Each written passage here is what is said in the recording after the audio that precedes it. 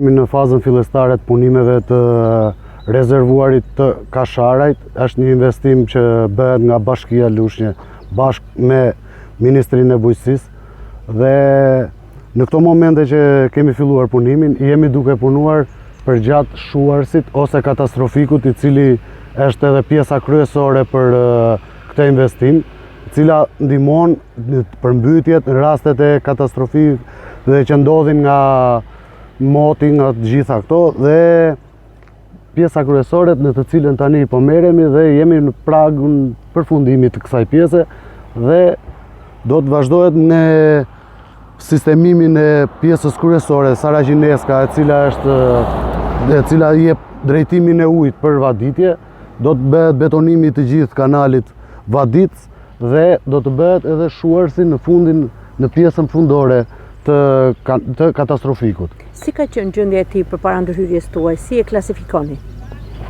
Para se të fillonin punimet ishte i amortizuar.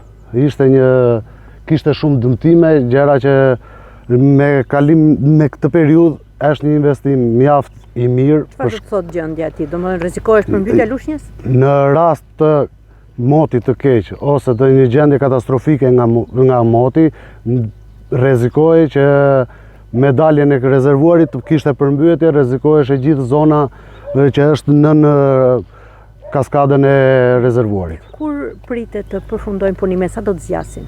Afati tani jemi në muajin e parë të nisjes së fillimit punimeve dhe punimet do të zgjasin rreth 4 muaj, që është koha e parashikuar nga tenderimi dhe kjo është një kohë e mjaftueshme, por duke parë edhe shkaqet e motit, si do na eci moti, periudha e dimrit, që lagështirat do na bëjnë të mund të kemi dhe kështu, po mendojmë se mund të arrim brenda afatit dhe jemi pothuajse të sigurt që brenda afatit do mbyllim punimet. Sa është fondi këtij investimi?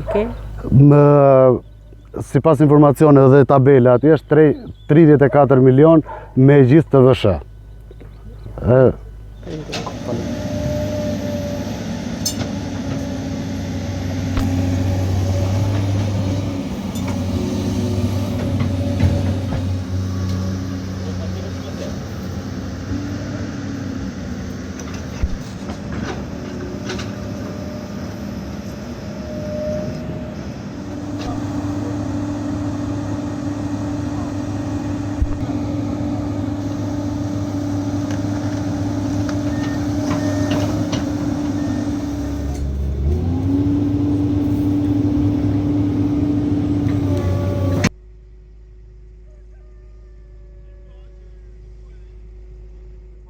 Merrni dhe ne çunë kokore me qenë se i për marrë këtu më të.